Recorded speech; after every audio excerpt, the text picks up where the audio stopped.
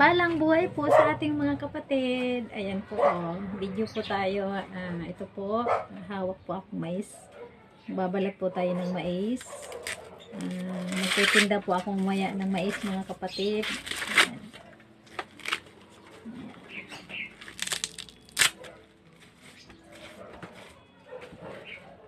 Ang dagdag income din po, mga kapatid.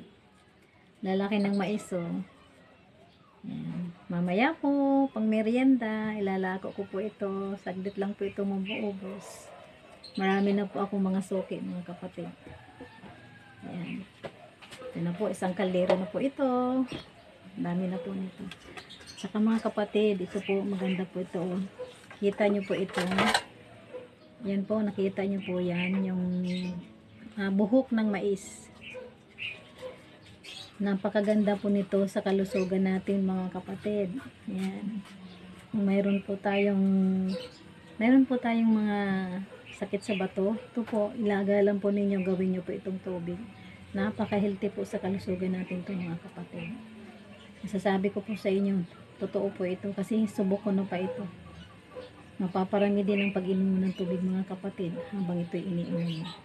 Ito po, yung lalaki po ng mais namin, oh. Yan, lalaki po, oh. Pangtinda mamaya.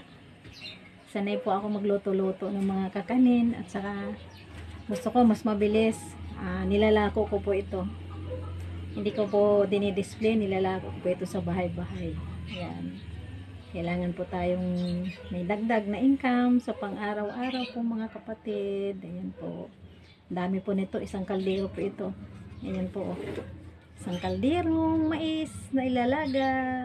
Lalaga ko na po kasi palalamigin ko po siya para mamaya hindi mainit paglako. Ayan po, mga kapatid. Marami pong salamat. God bless us all.